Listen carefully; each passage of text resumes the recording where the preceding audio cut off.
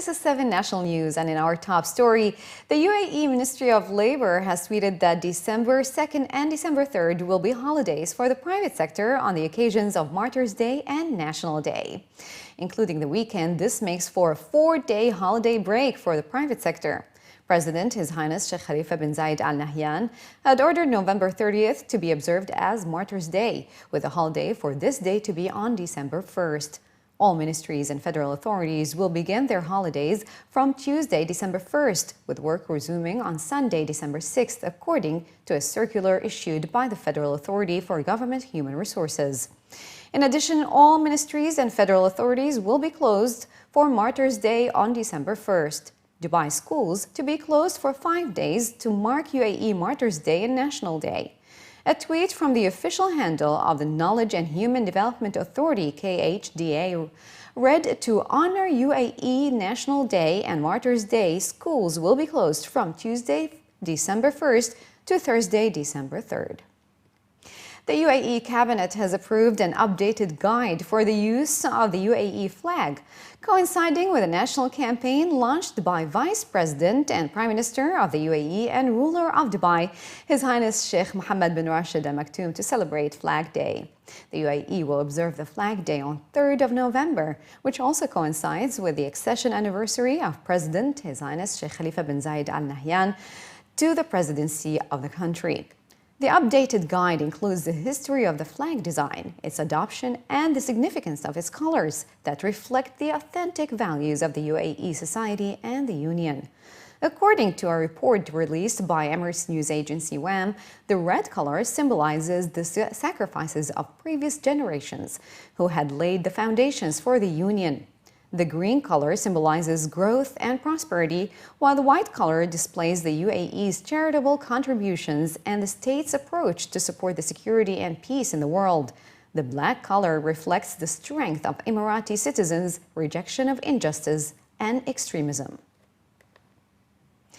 The UAE has become a member of the UN Committee on the Peaceful Uses of Outer Space. The UN's Fourth Committee of the General Assembly, which decides on annual resolutions with regards to international cooperation in the peaceful uses of outer space, adopted the UAE as a member. Last month, the country also became the first in the region to join the International Space Exploration Coordination Group and has plans to send a research probe to Mars by 2021.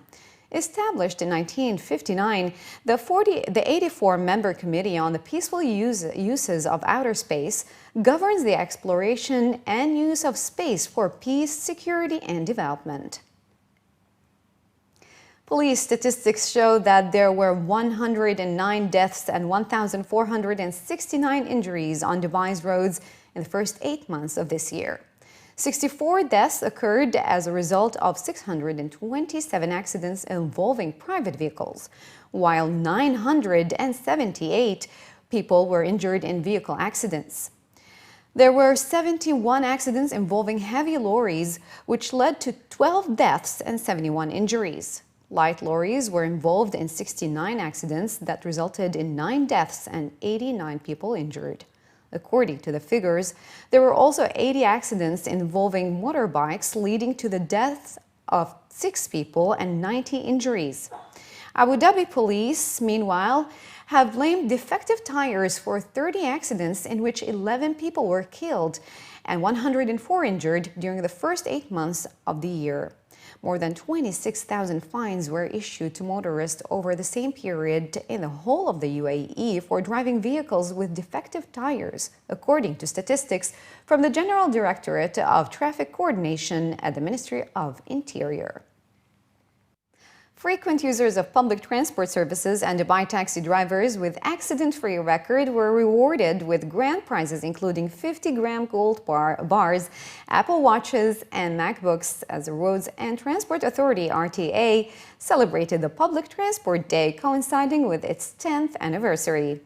While attending a grand ceremony organized at the Burj Plaza in downtown Dubai, the Director General and Chairman of the Board of Executive Directors of the Roads and Transport Authority, Martyrs Day, and many senior RTA officials stated that their aim is to appreciate the contributions of commuters while also encouraging more people to use public transport.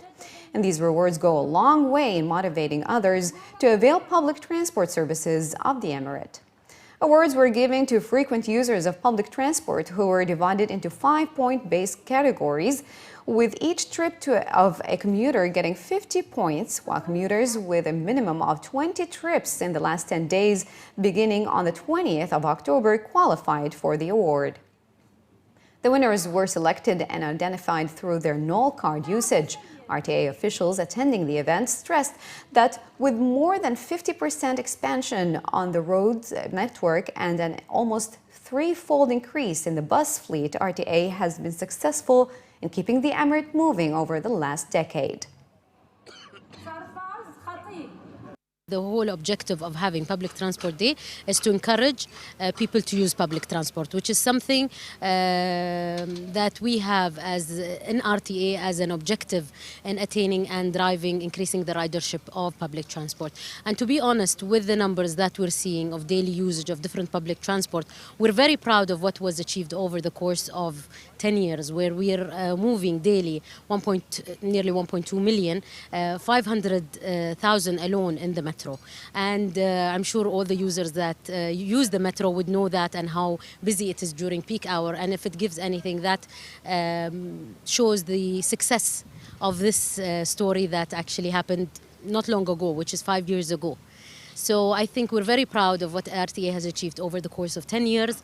Achievements also of adding ease and happiness into people's lives, which is also our ultimate goal. I work for Emirates Airlines. It's an aviation, into aviation, and a lot of, because of the lot of greenhouse gas, and there's a lot of wastage, and people, if they take metro or bus, then there's a lot of saving. So I do encourage people, and I request, I ask them, everybody to take public transport. I do have a car, but I don't drive because it takes a long time to park the car, then travel to the car and drive back to home. It's better I take a public transport and reach my place wherever I want to go.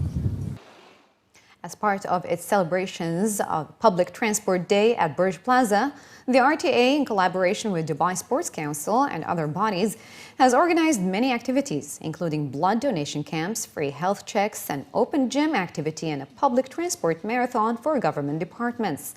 One of the activities for the general public was the open gym workout facility, offering a variety of exercise machines and equipment for stationary cycling. The winners in these games were later awarded with symbolic prizes. Every year we create something new. Last year we had around 1,500 participants from just normal people around the UAE participating with us. So the RTA itself, the management, realized that this is fun, and this year they wanted to take the competition by their own self. There's we want to try and we want to feel what the official residents had felt, and they participated with us this year. And the teams that they registered with us are 7 teams till today. They are Dubai Ambulance, Dubai Executive Council, Dubai Culture and Art Authority, DTCM, RTA, Dubai Civil Defense, and Dubai Land Department. All these departments are part of RTA itself. So you can see that the participation and the fun of their excitement is part of it. The second edition of the 2015 ISAF Sailing World Cup final has concluded in Abu Dhabi. As defending champions, Australian sailing duo Matthew Belcher and William Ryan retained their title in the 470 men's Olympic class sailing race. The ISAF Sailing World Cup finals were held after 4 days of intense competition in the waters around Lulu Island off the Abu Dhabi Corniche. World titles were decided, which included 10 Olympic events, as well as an open kiteboarding event.